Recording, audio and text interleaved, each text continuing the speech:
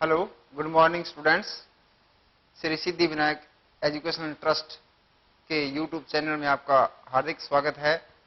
आज हम क्रिया के बारे में पढ़ेंगे, वर्ब के बारे में पढ़ेंगे। वर्ब, वर्ब यानी कि क्रिया। क्रिया या वर्ब क्या होती है? क्रिया क्या होती है? क्रिया हिंदी में बात करें तो क्रिया वह शब्द होता है जिससे किसी काम का होना प्रकट हो, या हम ऐसे कह सकते हैं क्रिया वह शब्द है जो किसी व्यक्ति या वस्तु के बारे में कुछ बताए। तो इस प्रकार हम क्रिया की परिभाषा से स्पष्ट होता है कि क्रिया ही ऐसा वर्ड है, क्रिया ही ऐसा शब्द है जिसे काम का होना प्रकट होता है।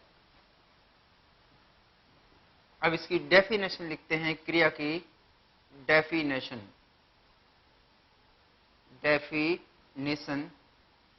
क्रिया की परिभाषा। क्रिया क्या होती है? A verb is a word. क्रिया एक शब्द है, क्रिया एक शब्द है। ये क्रिया वह शब्द है।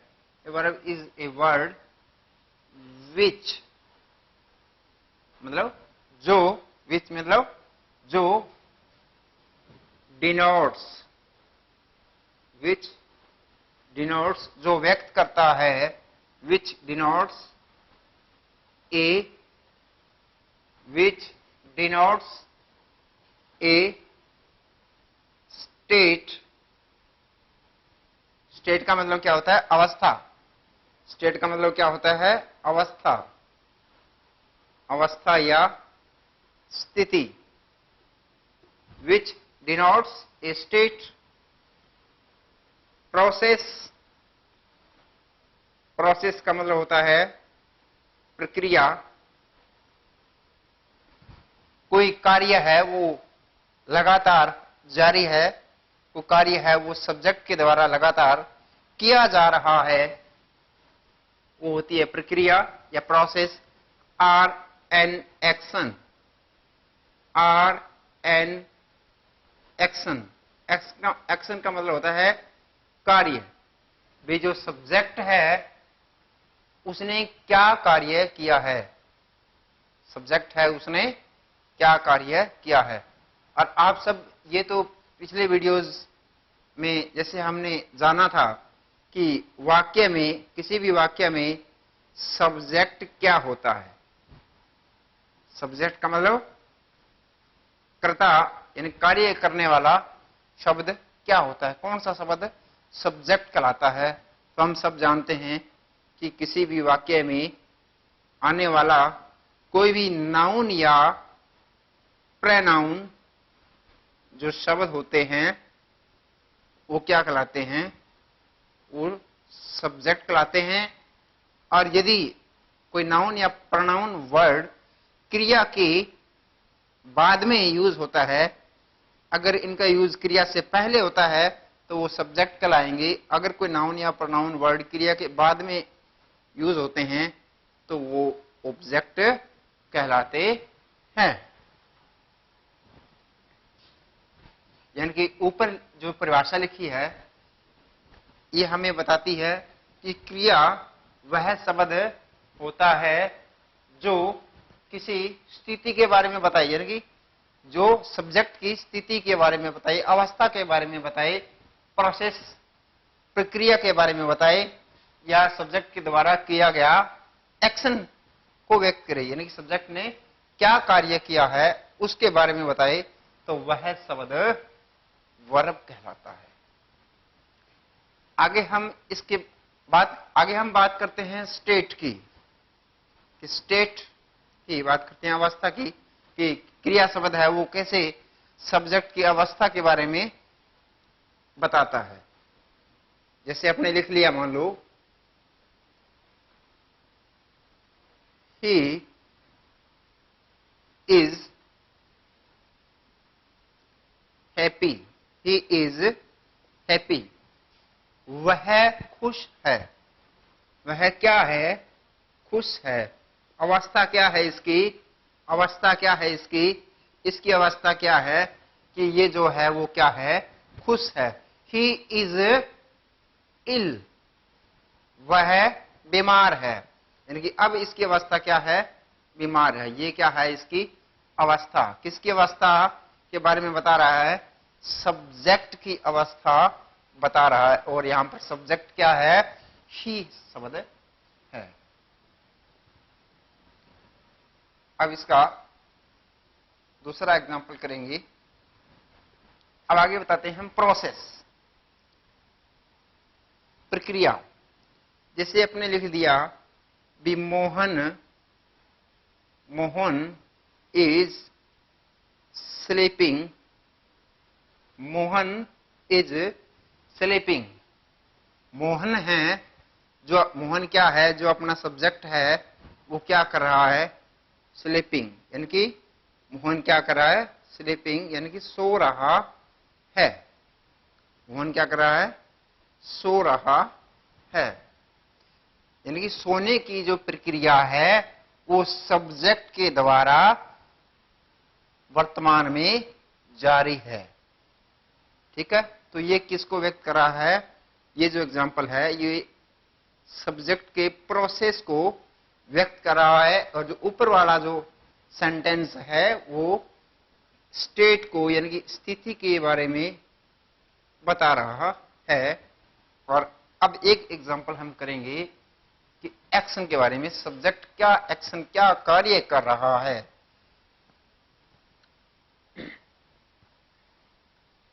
आपने लिख लिया, मान लो वी आर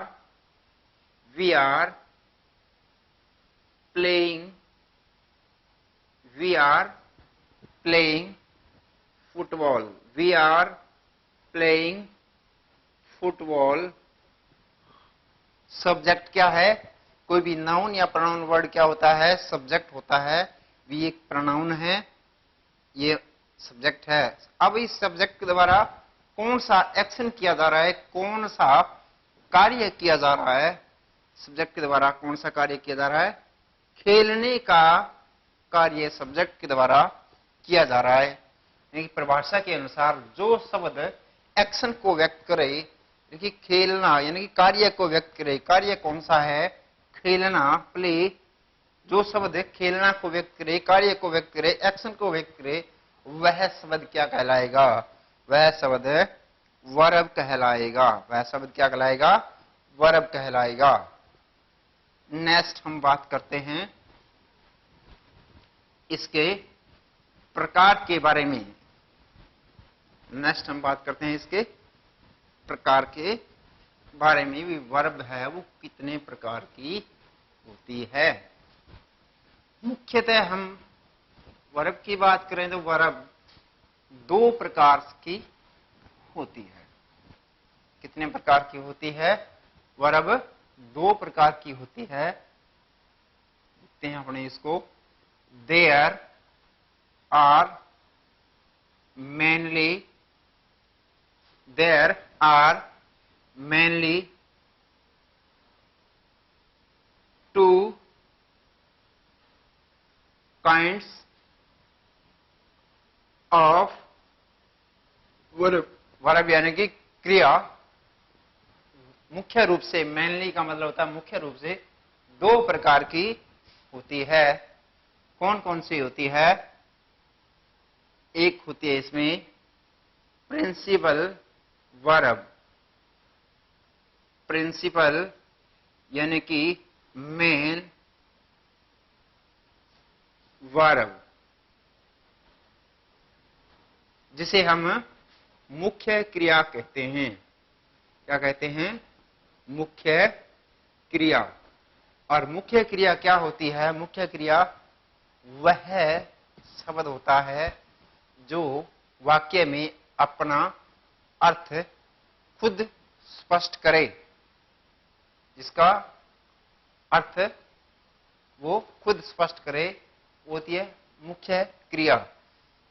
जैसे हम एक एग्जांपल लें तो अपने जैसे पहले लिखा था, जैसे राम इज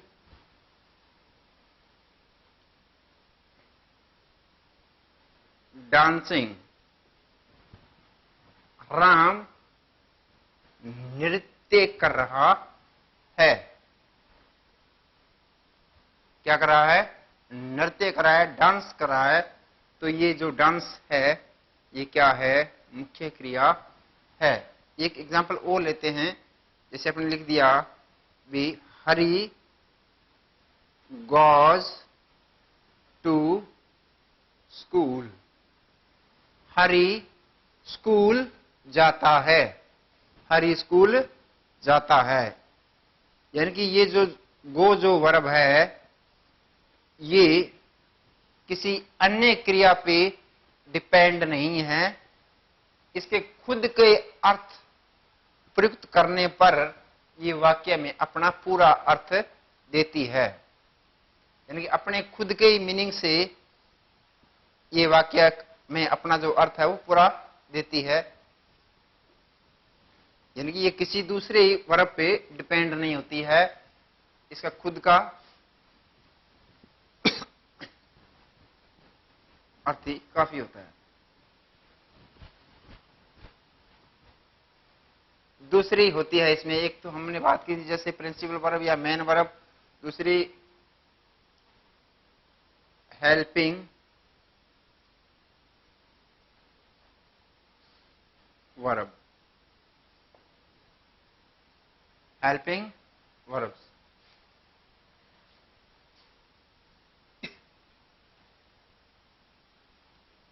सहायक क्रिया। सहायक क्रियाएं वे होती है जो अपना अर्थ प्रकट करने के लिए दूसरी क्रिया पर निर्भर रहती है। जैसे एग्जाम्पल के तौर पर हम बात करते हैं, जैसे यू आर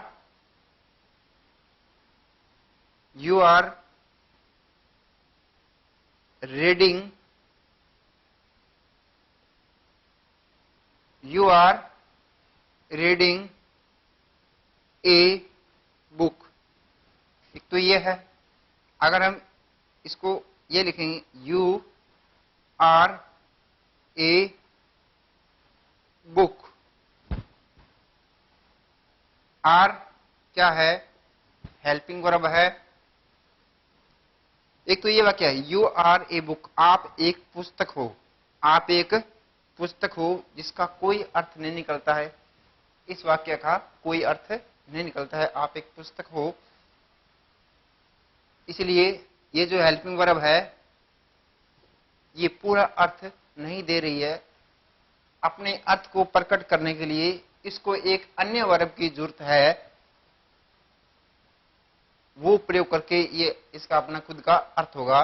जैसे इस वर्ब ने अन्य वर्ब का सहारा लिया रीड का, तो you are reading a book, आप एक पुस्तक या आप कोई पुस्तक पढ़ रहे हो। आप कोई पुस्तक पढ़ रहे हो। तो ये जो वाक्य है वो पूरा अर्थ दे रहा है। तो ये स्पष्ट होता है कि जो हेल्पिंग वर्ब्स होती है उनका खुद का पूर्ण अर्थ नहीं होता है। यानी कि वो अपना अर्थ स्पष्ट करने के लिए दूसरी क्रिया पर निर्भर रहती है। अब हम बात करते हैं कि हेल्पिंग वर्ब्स कौन कौन सी होती है और मेन वर्ब्स कौन सी होती है, या हम कह सकते हैं हेल्पिंग वर्ब की पहचान कैसे होगी और मेन वर्ब की पहचान वाक्य में कैसे होती है।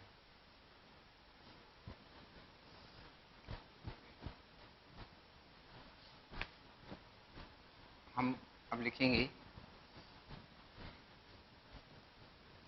पहले हम देखते हैं भी वाक्य में अगर किसी वाक्य में कोई वर्ब आई है तो हम कैसे पता लगाएंगे भी ये वर्ब हेल्पिंग वर्ब है या मेन वर्ब है। तो जैसे हम पहले बात करते हैं मेन वर्ब की या प्रिंसिपल वर्ब की।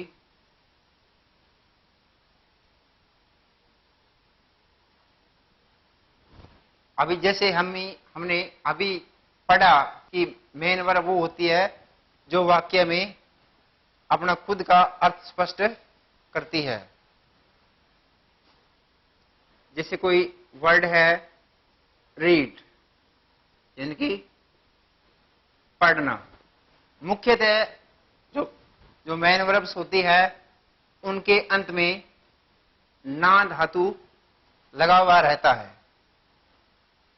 क्या लगा रहता है? ना धातु लगा हुआ रहता है। जैसे पढ़ना, जैसे राइट लिखना, स्लीप सोना,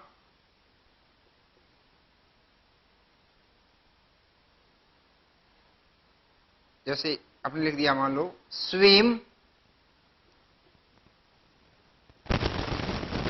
तैरना, खेलना कूदना आदि इत्यादि जो वर्ड्स है, शब्द है, उनके पीछे ना लगा रहता है और वो शब्द ये बताते हैं, ये धातु ये से बताती है कि ये शब्द जो है वो वर्ब है।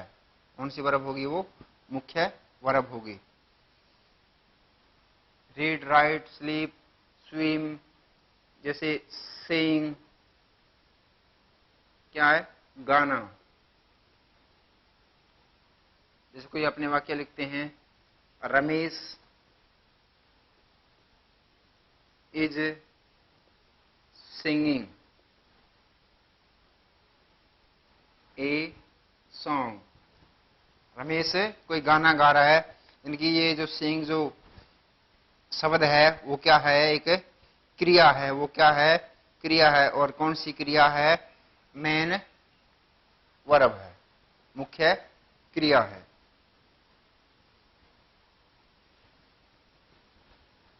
अब हम देखते हैं कि हेल्पिंग वर्ब्स कौन सी होती है। अभी हमने पढ़ा कि मेन वर्ब्स वो होती है जो अपना अर्थ खुद वाक्य में प्रकट करे और इन शब्दों के पीछे लगभग हिंदी में ना जुड़ा हुआ रहता है। जैसे खेलना, कूदना, तैरना, जाना, आना, पहनना।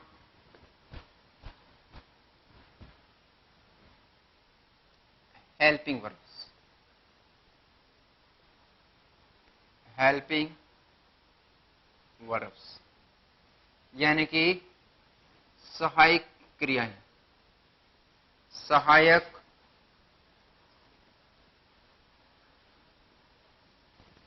क्रियाएं। सहायक क्रियाएं, सहायक क्रियाएं वो होती है जो सब्जेक्ट की अवस्था को या सब्जेक्ट की स्थिति को प्रकट करती है। क्या प्रकट करती है? स्टेट ऑफ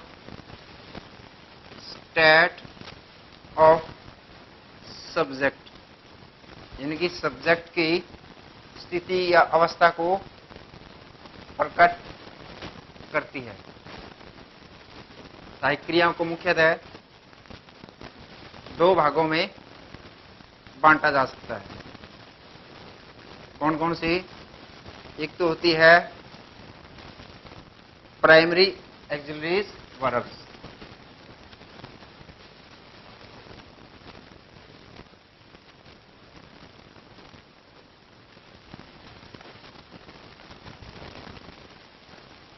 प्राइमरी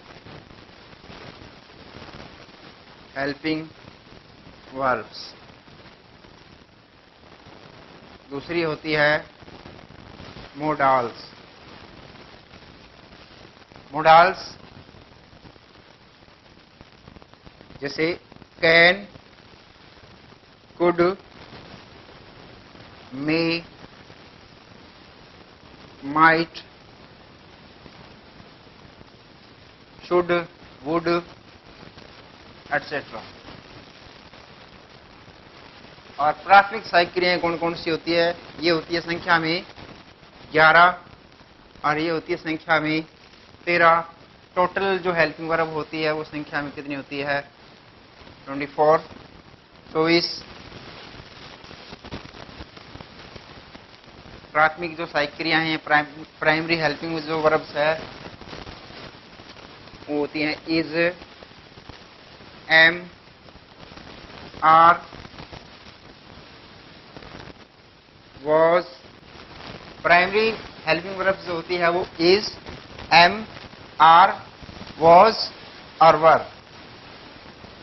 इसके बाद में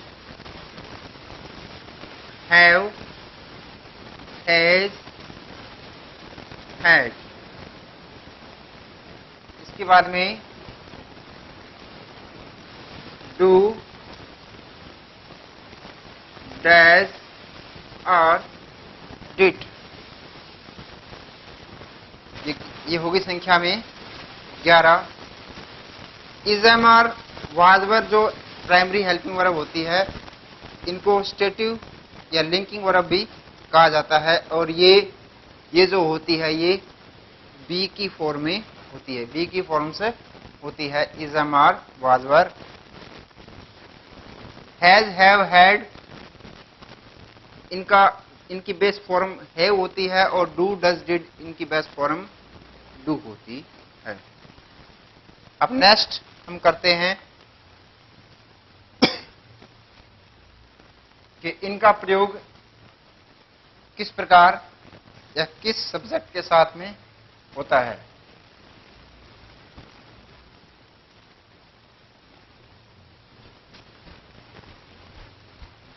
अब हम इनका यूज करेंगे, प्रयोग देखते हैं।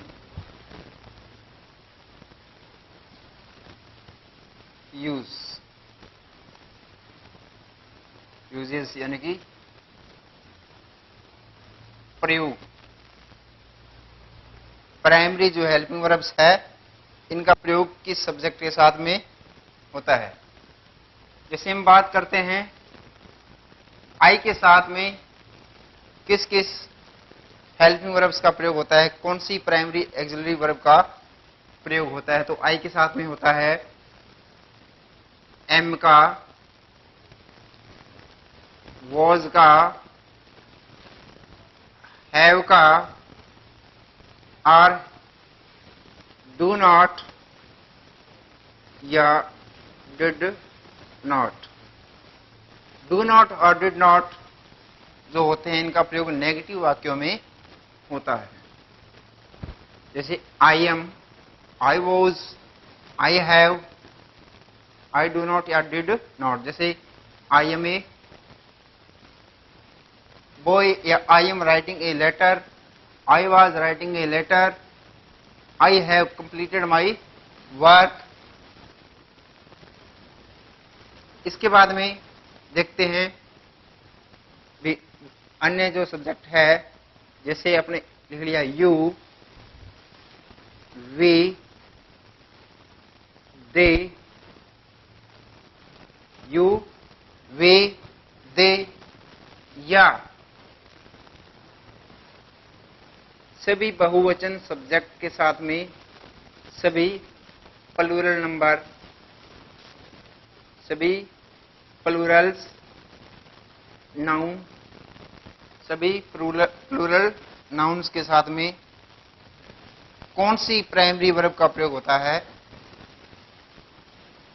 ये होता है आर का।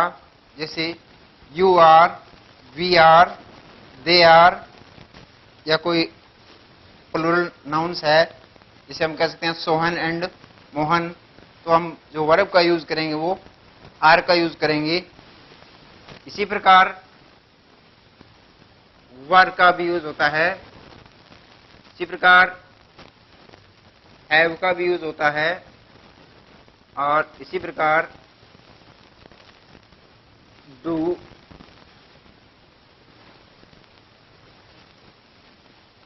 नॉट या डिड नॉट का भी यूज होता है।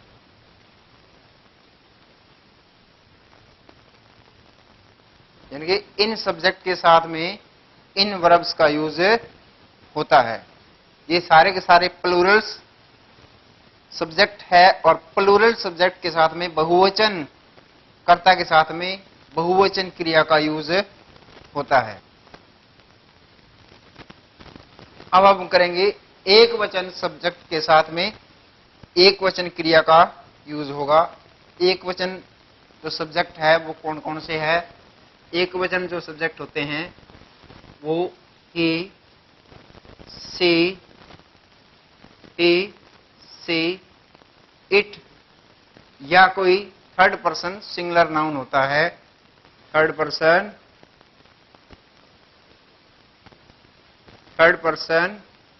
Singular noun. Third person singular noun, जैसे हमने बात करते कोई नाम लिख लिया, मान लो राम, तो ये थर्ड पर्सन एक वचन है। इन नाउन या प्रोनाउन के साथ में कौन सी वर्ब का यूज होगा, ये हम देखेंगे। जैसे ही के साथ में इज, was,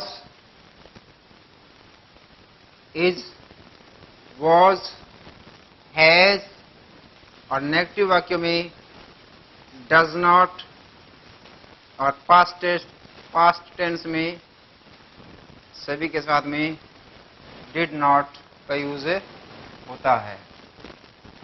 यानी कि ये सिंगुलर सब्जेक्ट है और ये सिंगुलर वर्ब्स है।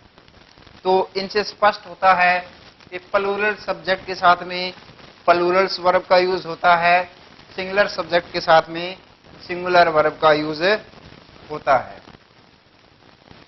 अब हम नेक्स्ट करते हैं कुछ एग्जाम्पल्स, जिसमें हम ये सीखेंगे कि दिए गए ब्लैंक्स में कौन सी वर्ब का यूज होता है। अभी हम कुछ सेंटेंस लिखेंगे, उसमें हम वर्ब भरेंगे। जैसे कोई सेंटेंस लिख लिया,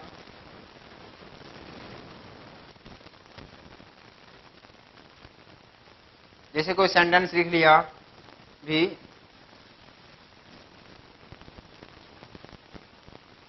दे ब्लैंक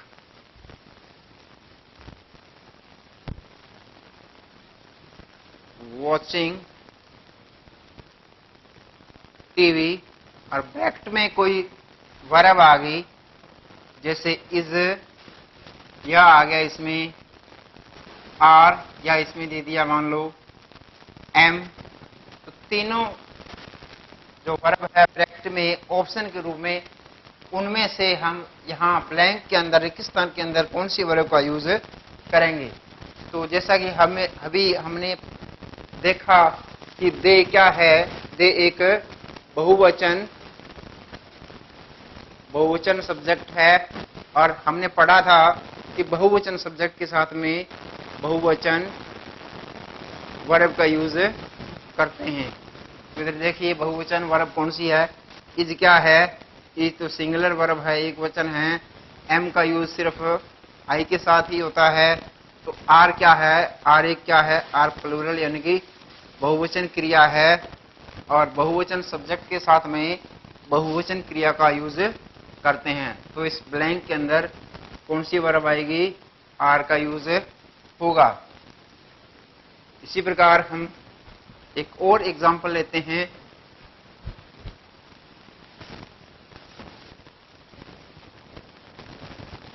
हमने लिखा सीता ब्लैंक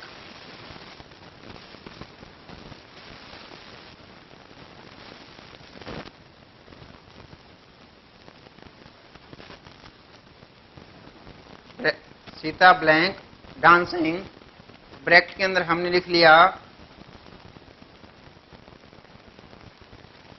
वर्ड, या हमने लिख लिया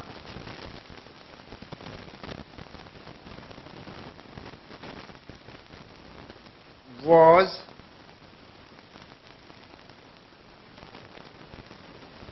तो देखिए सीता क्या है, अपना जो सब्जेक्ट सीता क्या है, एक सब्जेक्ट है, और सब्जेक्ट का हम क्या देखते हैं, हम सब्जेक्ट का देखते हैं पर्सन और नंबर यानी कि वचन देखते हैं।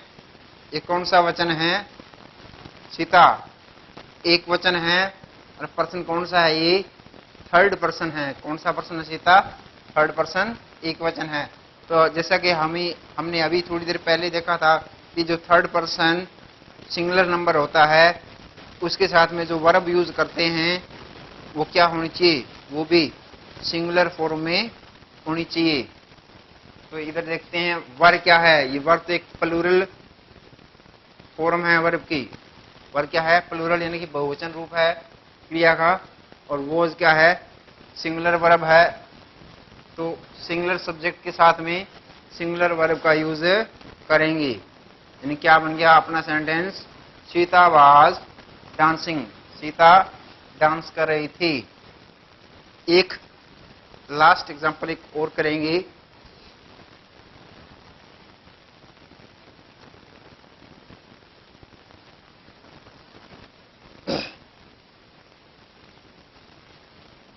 आई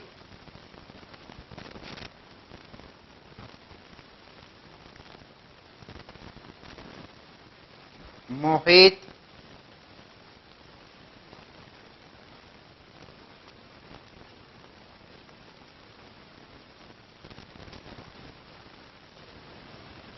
doing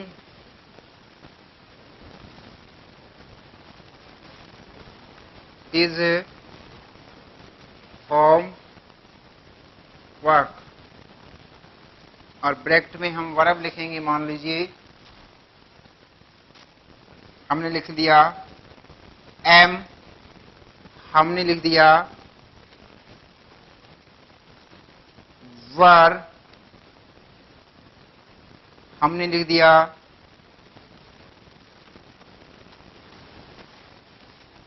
इज।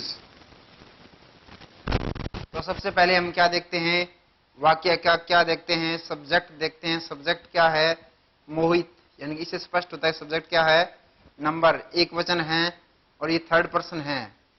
क्या है, थर्ड पर्सन एक वचन है, और ये एक वचन है इसलिए ये एक वचन के साथ में यानी सिंगुलर सब्जेक्ट के साथ में सिंगुलर वर्ब का यूज होता है, सिंगुलर वर्ब का यूज होता है। यहां पर सिंगुलर वर्ब कौन सी है, इज। एम भी क्या है, सिंगुलर है, लेकिन एम के साथ में हमेशा किसका प्रयोग होता है, आई का यूज होता है। वर्ब क्या है, वर्ब तो प्लूरल वर्ब है, प्लूरल है वर्ब। तो इज क्या है, सिंगुलर, यानी कि इस ब्लैंक के अंदर इज का प्रयोग होगा। और वाक्य बन गया Mohit is doing his homework, Mohan अपना गृह कार्य कर रहा है।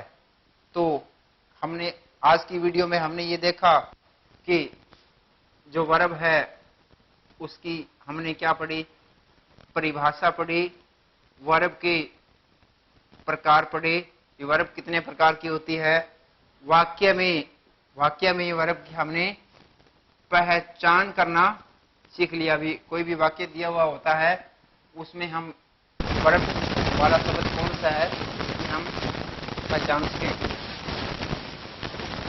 तो आज की वीडियो में इतना ही।